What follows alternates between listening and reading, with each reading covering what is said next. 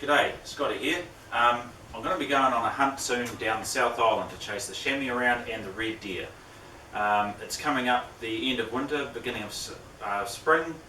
It's going to be the beginning of September. So what I'm going to do is I'm just going to go through some of the gear that I'll be using and taking on that trip. Why? Well, I've got plenty of friends in it overseas, and they say, well, what do you take hunting? And I've been hunting with people from around the country and around the world, and everyone's always got different bits of gear and bits and pieces, and especially overseas people, they think, oh geez, what am I going to need on my trip to New Zealand? So what I'm going to do is put together a bit of a clip just going through the gear that I'll be taking on my trip down the South Island. Now, I haven't been hunting as long as some, but I've been hunting longer than others, so I don't claim to be an expert. As I said, this is just my opinion and some of the gear that I've found to be good and that I've really enjoyed using in the hills. All the stuff that you'll see is generally stuff that I've hunted with a long time, and I generally have the same setup whether I'm going for a weekend or a week-long trip. I went hunting last week for a weekend, and the gear I took along was the same gear that I took down to Fiordland, which I did a trip earlier in the year for 10 days. So it's stuff that I use, stuff that I know. You may see little bits and pieces that are of interest, so hopefully you get some enjoyment out of this. So I plan to do quite a few different clips, this one for preparation, and hopefully the next one you see will be heading into the hills and we'll be actually hunting. So enjoy.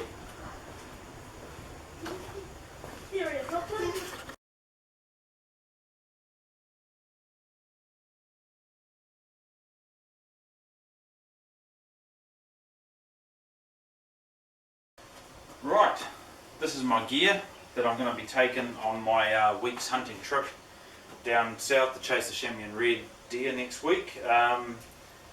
This is about it. This is what I'll have whether it's a week long or a weekend. I may have slightly different variations of gear depending on how long I'm going and what the weather reports are going to be like, but this is basically it. So I'll start off with this end. This is my MacPack pack. I've had this more than 20 years. It's been a great pack, and it's been everywhere I've ever been on every hunting trip, and it's still going strong. So some gear I'll tend to be cheap and skimp. Others like this, I think it's well worth your weight in gold, paying for decent quality that you know is going to last. Sometimes there's exceptions to this though. Right. That's my cooker, just a jet boil jobby. One of those canisters when I've been down to Fiordland this year, I used 2 canisters for the 10 days. So because I'm going down for a week, I'll take one of those and an extra canister and it'll do me the whole time, no problem.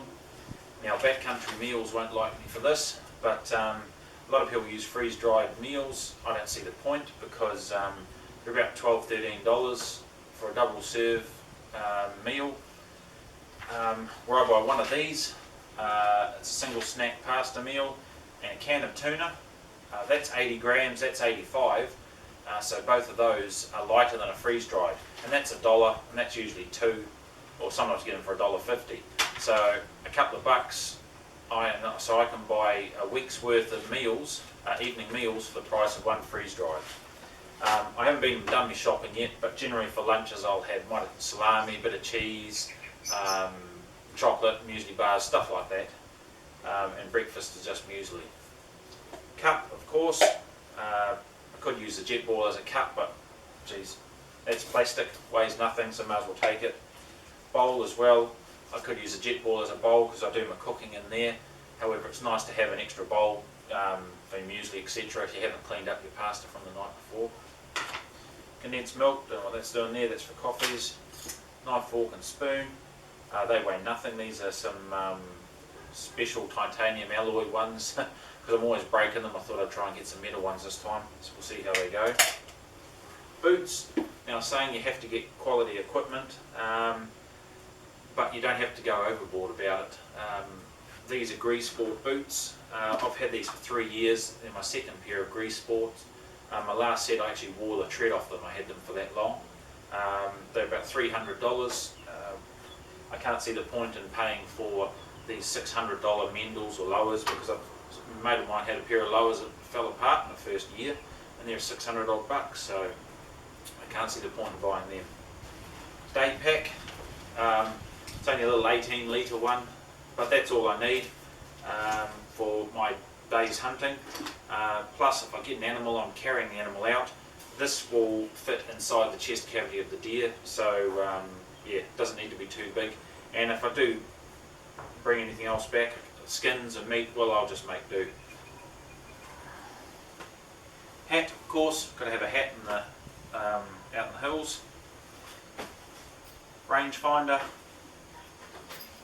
headlamp, must have, personal locator beacon, various straps and stuff, because you always got to tie bits of meat on or skins and heads to your pack, so they're always coming in handy. Just a little pouch for inside the pack. Inside that, a knife, bit of a first aid kit, safety blanket, emergency blanket, spare batteries, compass, tripod for the camera, cleaning equipment, pull through for the rifle, so just all the bits and pieces, good to keep them out of the way and in one container. Binoculars, must have. I tried these out when I didn't have much money and I never regret it. These are Zen Rays, they're Chinese made. I think they're about $600–700, but I've had these for probably 4 years now. They've never let me down, and I've looked through some Zeiss and Swarovskis, and to be honest, I can't tell the difference, so they've done me well. Gaiters, just some keep stones out of your shoes, etc. Water bladder for my pack. I may or may not take this. If I don't, I'll still probably take a fold up water bottle, because generally in the mountains at this time of year there's always going to be water around somewhere.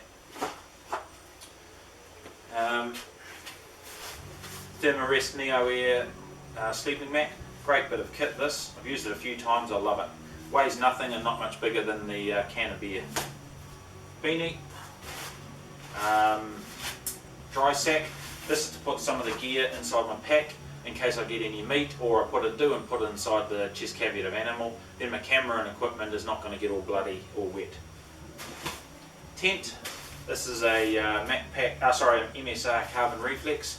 I've started using this as opposed to my old system, which used to be a fly and a ground sheet, because this is actually lighter than the fly and the ground sheet, and I get fully waterproof 4 walls and a ceiling. Pair of long pants in case the weather's not that flash. I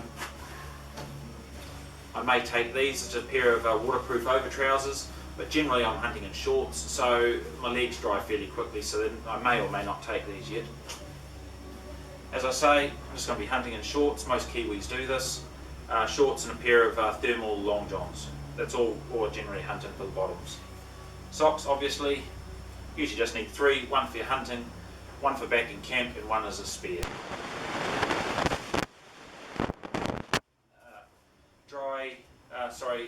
100% waterproof, windproof stowaway rain jacket.